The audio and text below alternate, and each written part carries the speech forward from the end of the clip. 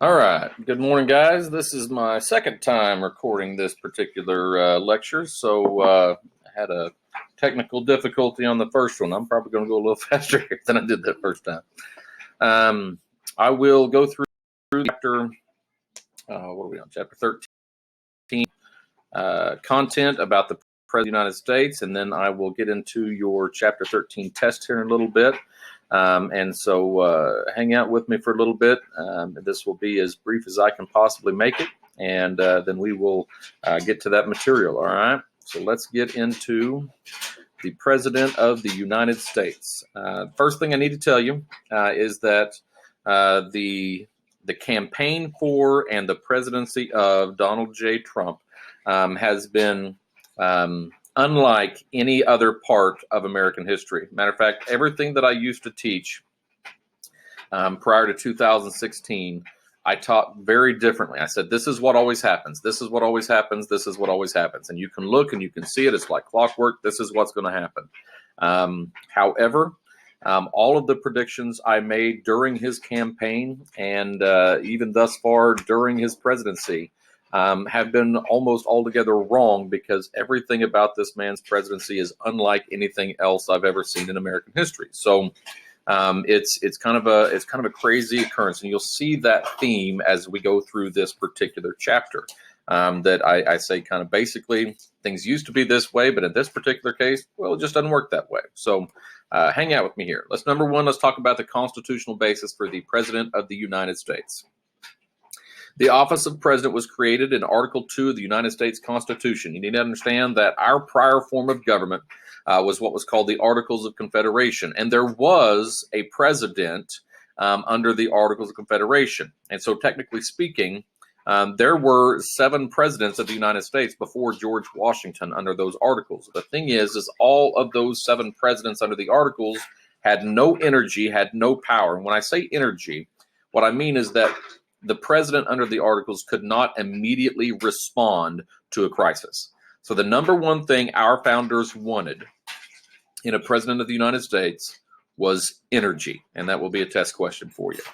The powers that the Constitution gives to the President of the United States, they're found in Article 2. If you guys remember when we were going specifically line by line through the Constitution, Article 1 dealt with Congress, okay, or the legislative branch.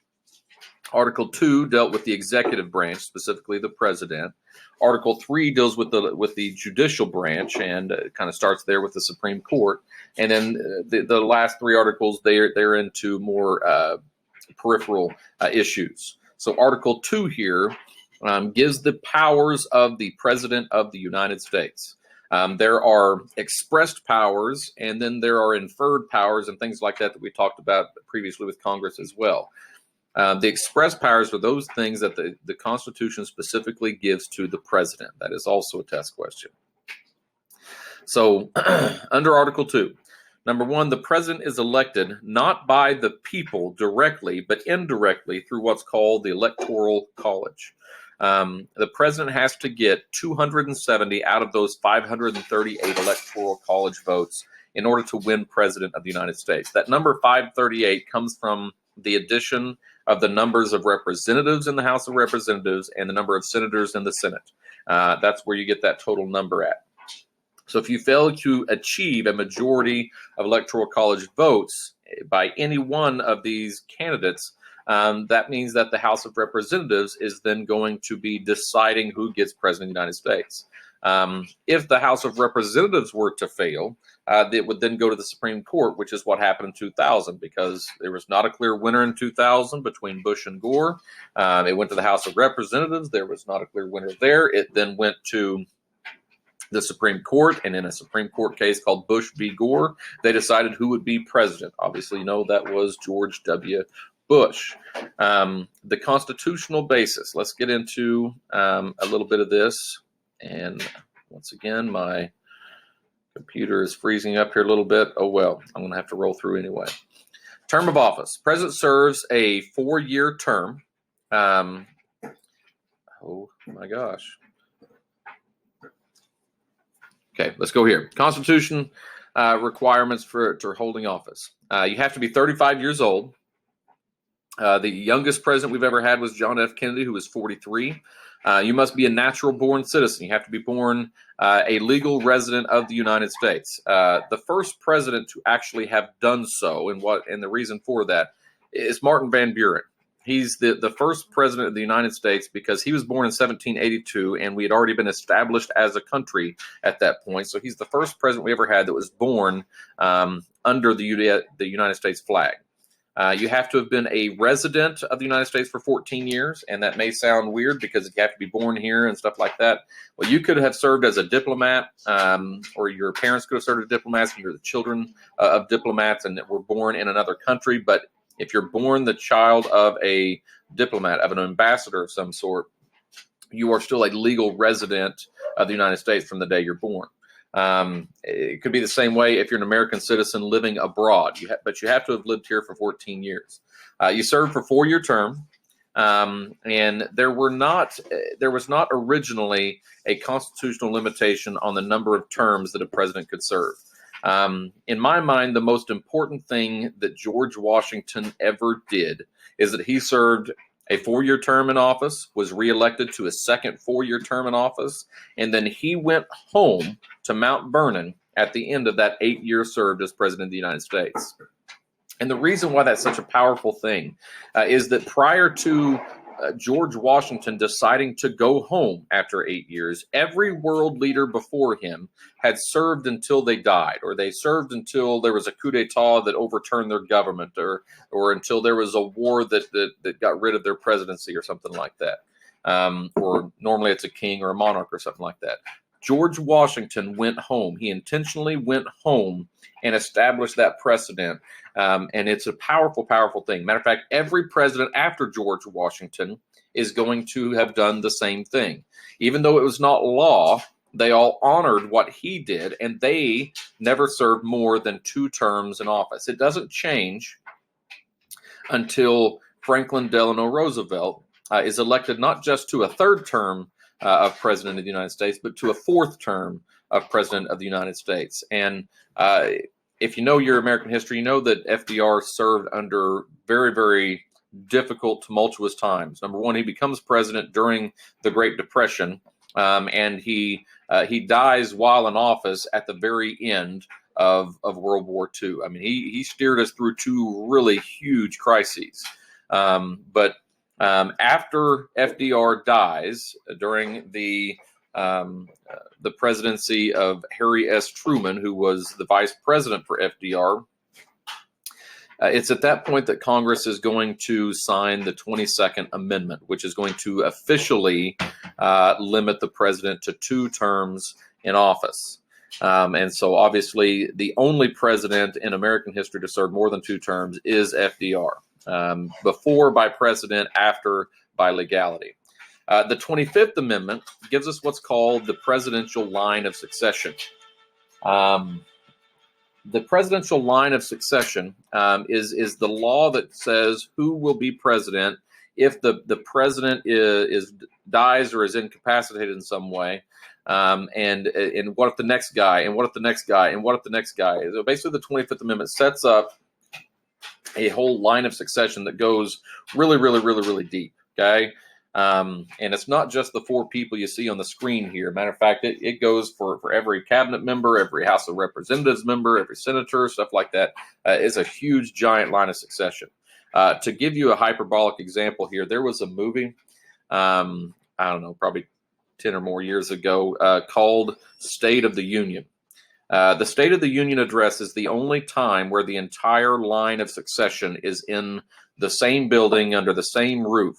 And so there is a specific risk that if we were attacked during that State of the Union address, that they could wipe out the entire line of succession. There would be no clear leader of the United States. But it's actually for that reason that there is set up what's called a designated survivor. And that designated survivor is usually somebody that's really inconsequential, that's in that line of succession, that can be hidden away and secured off-site And that way, if something were to happen and that whole building explode for some reason and everybody died, you'd have that one person that's still legally the president of the United States at that point.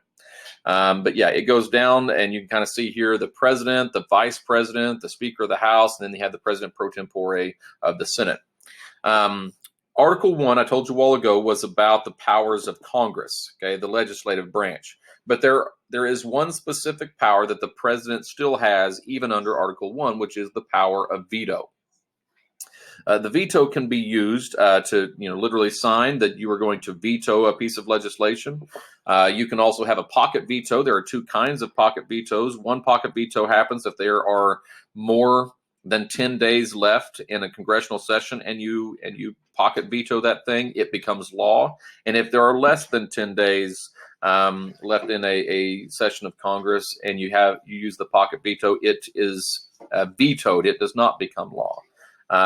There was also another thing called the line item veto that was granted as a power of the president in 1996, but the United States Supreme Court declared it unconstitutional. And what the line item veto was, is it was the power of the president to look at a piece of legislation and approve the piece of legislation. Okay, they'll sign it as law, but they would also go through and veto like this one particular part or this one particular part of that particular piece of legislation. But again, that has been declared unconstitutional. It's no longer a power that the president has. The man that you see on the screen there is Andrew Johnson. If you remember your American history, you know that Andrew Johnson, a Democrat, was the vice president of Abraham Lincoln, a Republican. And today happens to be April 14th, which is the anniversary of the Abraham Lincoln assassination. And on April 14th, 1865, when he was assassinated, Andrew Johnson became the acting president of the United States. But this Democrat, trying to serve with a Republican majority House and Senate, he did not get along with Congress at all. And basically the way his presidency went is Congress would pass law, he would veto it, and Congress would override his veto with the necessary 2/3 vote in both houses of Congress. The record holder, even in 2020, for presidents to have their vetoes overridden by Congress is still Andrew Johnson. And in United States history, that has happened 110 total times. Article 2 powers of the president. The president is the commander-in-chief of the United States military. This is an important thing because, again, bear in mind the time period in which we're talking about. You wanted to have civilian oversight of the military because prior to the founding of our country, if you had a military leader who was the top military leader in the country, he was always a threat. It happened a lot of times in American history where that military leader would come marching in and take over the government and declare himself the military dictator for that particular country. And so we have civilian oversight over the military. The other things that under Article 2 that the president has expressed powers of is he can request opinions from the executive department heads, which are the secretaries of each of those executive departments. The president can grant pardons, but he cannot grant pardons for impeachment, as in he cannot grant a pardon for himself. The president has the power of appointment. The president has the power to make treaties. So let's talk about the way this works. Under those Article 2 duties, the president can use the State of the Union address, which is lined out in the Article 2 of the United States Constitution, where the Constitution says that from time to time, the president shall apprise the Congress of the State of the Union. And throughout most of American history, that's been done by a letter that the president sends to Congress. Congress reads that letter and then moves on. However, starting with Woodrow Wilson, 1912, he breaks that tradition, and instead of sending a letter to Congress, he goes personally to Congress and delivers a State of the Union address to Congress. And then every president since Woodrow Wilson has also done the same. And if you remember watching that State of the Union address back in January, it's basically a giant political pep rally that the other side is required to attend. And so it's either booing or it's clapping and standing ovations, or it's whatever else like that. And this year's was actually really, really action packed, because we had when Donald Trump ignored the attempt at a handshake by Nancy Pelosi. We have the thing there at the very end where Nancy Pelosi pulls up her copy of the speech and rips it in half, and whatever. It's just an odd time to be living. It really is. The president also has the power to convene and adjourn sessions of Congress, has the power to receive ambassadors from foreign countries, which is your way of officially recognizing those countries. And the president is sworn to faithfully execute the laws of the United States as the head of the executive branch of government. The president may be impeached for treason, bribery, or other high crimes and misdemeanors. What that phrase means has always been under debate. And if I'm being completely honest with you, impeachment is something that is always political. Okay. You're going to have articles of impeachment drawn up by the House of Representatives, and then the Senate will preside over the impeachment trial in the Senate. But this is a very, very political process. Always has been. You have presidents that have been impeached: Andrew Johnson, Richard Nixon, and William Jefferson Clinton. Okay, Andrew Johnson was impeached but not convicted. Nixon was they voted to impeach, but he resigned before it could come to fruition. And then Bill Clinton was impeached but not convicted. And now we have Donald John Trump, who has been impeached but not convicted. And so, whatever. Strange times we are in. The roles of the President of the United States. He is the head of state and he is the head of government. Let's talk about what that looks like. As the head of state, the President acts as the constitutional authority over the military, over pardons, and over diplomacy. And what we primarily mean, we've already talked about military, we've talked about pardons, but what we mean by him being head of state over diplomacy, he has the power to recognize foreign governments as legitimate and receive ambassadors from those countries into our country, and also to send ambassadors from our country to their country. As the head diplomat, all of those ambassadors are going to be acting in his good faith and interest in things that he wants them to do. So it is a source of power. Other things that we have here. Oh my gosh, we're back to doing this again. Okay.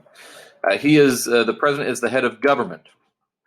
What we mean by that, as the head of government, he has the constitutional power over the executive branch, over the military, and over the legislative branch. Again, we've already talked about these two here specifically, so let's talk briefly here about the executive branch. As the head of the executive branch, he really is able to wield some form of legislative power, because it's always possible that a president could direct the executive branch on specifically how to execute the laws that were passed by the legislative branch. And it's fully possible, and has been done in American history, that a piece of legislation that intended to do one thing can do something entirely whenever the executive branch actually puts it into use.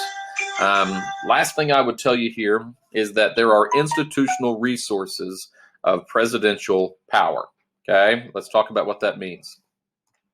One of the first things that we have is patronage. Throughout American history, political patronage has typically meant that the president has the power to make appointments to office. Okay, he can reward people who help get him elected by giving them power that they specifically want. And under the original spoils system that was set up by Andrew Jackson, the spoils system was, the presidency of Andrew Jackson, he was very similar in some respects to Donald Trump, because he was a lightning rod.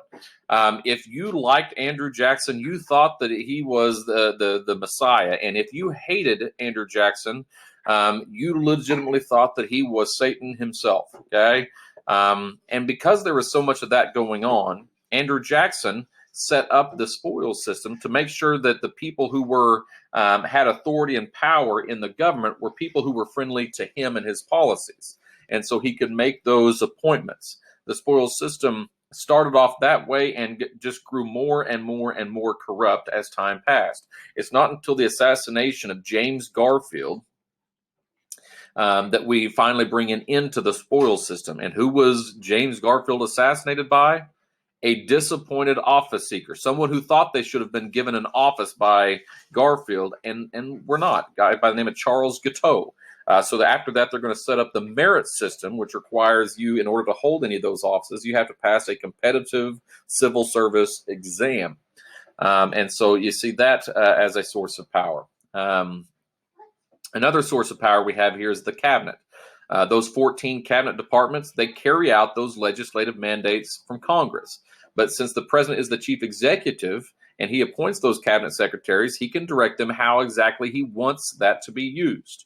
The president's cabinet, as you can kind of look on the screen and see here, we have the Secretary of State, the Secretary of Defense, the Secretary of the Interior, of Commerce, Health and Human Services, Transportation, Education, Treasury, Attorney General, Agriculture, Secretary of Labor, Housing and Urban Development, Energy, Trade Representative, and the Secretary of Veterans Affairs. Like these things have been set up, and these executive departments are they're the bureaucracy that we're going to talk about in the next chapter. Another source of presidential power is the White House staff. You as president get to appoint White House staff without any oversight there. And so these are people who are intensely loyal to the president. So they're a source of power. The executive office of president is a source of power because they perform most of those management tasks for the president from day to day. And as a part of the EOP, the Office of Management and Budget is the most important office because the people that are part of the OMB, they are central to everything that the president does in any particular area. And you're going to actually see that that is a test question as well. The chief executive, we see the president here in the middle, the office of the vice president, and the White House office. They form that executive branch right there as far as the just the White House goes.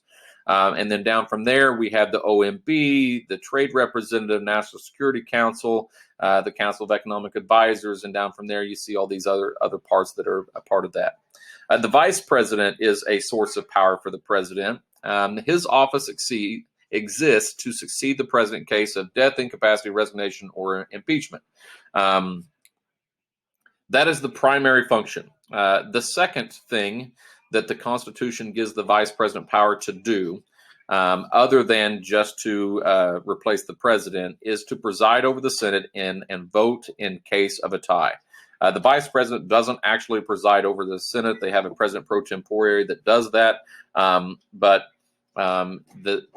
the vice president does vote to break ties. If it's 50 against 50 on a piece of legislation in the Senate, the vice president can get involved constitutionally there.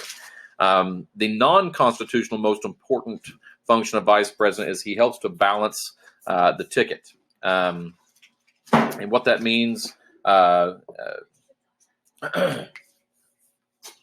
is that whenever he's running for office, the vice president is usually someone who is very different from the president in specific ways. And so, you kind of got that thing going there as well. The First Lady. The First Lady is a source of power, and especially since Eleanor Roosevelt, okay? And if you look just over the last 40, 50 years, that role has grown dramatically as well. Really starting with Lady Bird Johnson, Lyndon B. Johnson's wife. First ladies have actually had their own legislative actions that they've been trying, focuses and everything they've been trying to do. Hillary Clinton's was the war on drugs. If you remember Michelle Obama, her big focus was school lunches. She thought that American school children were becoming too obese, and so she wanted to make school lunches more nutritious, which basically translates to less flavor and a desire to eat a school lunch, but that's a story for another day. And Melania Trump, our current First Lady, she has been trying to make her mark as well, if you can remember some of the things he was saying in that State of the Union address. And then the last thing here I would say on these sources of power, other than direction of the economy that we're going to get to, is the presidential use of media. And again, throughout American history, the president has typically used the media to his advantage. Teddy Roosevelt saw the president as the bully pulpit, so he would help to direct media to have favorable coverage of him. What we see Donald Trump doing is he is the enemy of all media.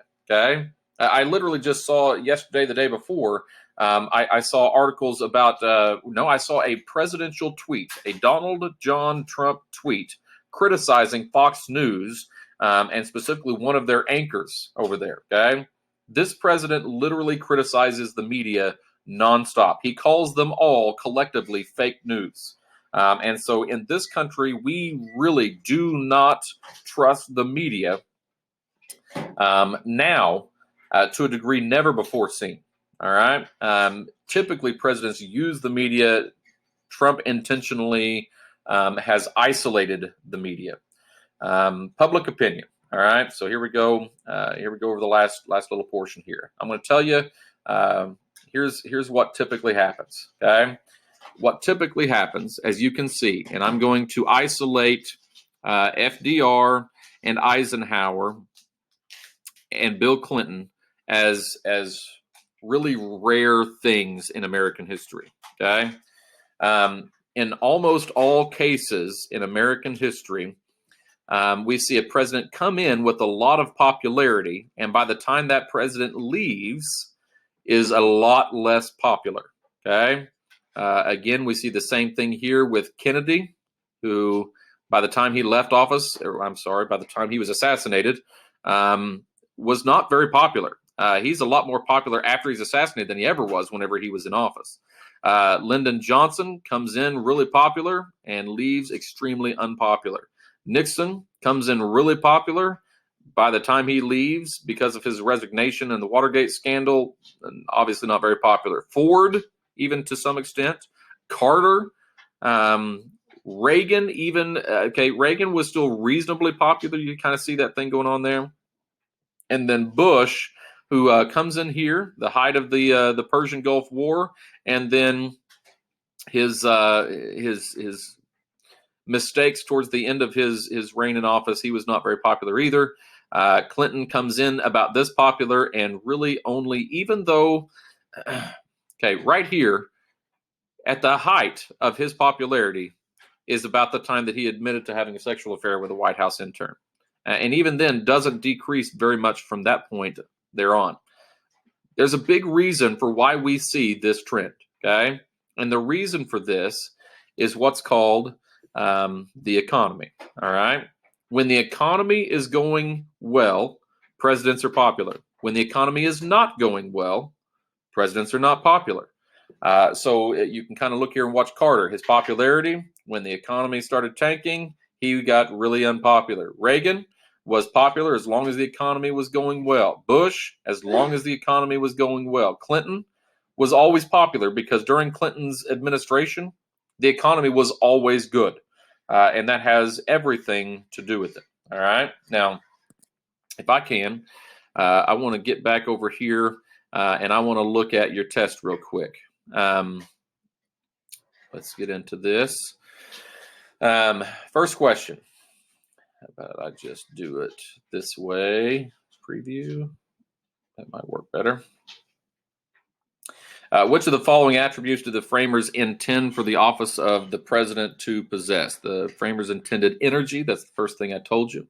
The rise of national conventions to nominate the president led to the empowerment of state party leaders. That led to the corruption of state party leaders as well. That's why a lot of those things in the progressive movement had to take place the way that they did. The presidency is awarded to the candidate who wins a majority of votes in the Electoral College. Turning point in American politics toward a president-centered government came about during the administration of FDR. Matter of fact, as I told you earlier, you really see Teddy Roosevelt, who is going to completely transform the way we view the President of the United States, because every president prior to him, between him and Abraham Lincoln, they were known as the forgotten presidents. It's going to be Teddy Roosevelt that reestablishes the president as a powerful institution. And then FDR, during his New Deal, is obviously going to change that dramatically as well. These kind of powers are specifically established by the language of the Constitution. Those are called expressed powers. An executive congressional agreement is a contract between two countries that can be approved with a simple majority vote in both houses. All executive agreements differ from formal treaties because they do not have to be approved by the Senate. Congress has successfully overridden a presidential veto 110 times in American history. U.S. v. Nixon, the Supreme Court justice required Nixon to turn over the secret tapes that he had made in the White House office, in the Oval Office. Pocket veto is a presidential veto that is automatically triggered if the president does not act on the given piece of legislation passed during the final 10 days of his legislative session. An informal group of advisors to the president is called his kitchen cabinet. The president has the power to appoint all cabinet secretaries. The formal group of presidential foreign policy advisors established in the NSC 68 memorandum in 1947 is called the National Security Council. How many vice presidents have had to replace presidents who died in office over the course of American history? That would be #8. The OMB is important, I told you, because its personnel are an integral part of virtually every conceivable presidential responsibility, such as overseeing regulatory proposals, reporting on agency activities, and preparing that national budget. The cabinet does not meet as a group. The only time they're ever together in one place is during that State of the Union address. During the 19th century, the dominant institution of American government was Congress, and that's exactly the way our founders designed it. The technique of popular mobilization dates back to the Teddy Roosevelt administration, who saw it as a bully pulpit, I told you. The framers of the Constitution believed that Congress's greatest prerogative would be its powers of the purse. They get to pay for things, so they're the one that has the power. What's the general tendency of a president's popularity? He generally comes in popular and leaves less popular over those next 4 years. The primary constitutional task of vice president, besides succeeding the president, I told you, was to cast tie-breaking votes in the Senate. And again, that the important phrase here is the primary constitutional task of vice president. And the what states that the vice president assumes the president in the event of the chief executive's death. That would be the 25th Amendment. All right. So thanks for watching. Good luck on your chapter 13, and stay tuned for chapter 14, which will be delivered to you probably within the next 3 or 4 days to a week. All right.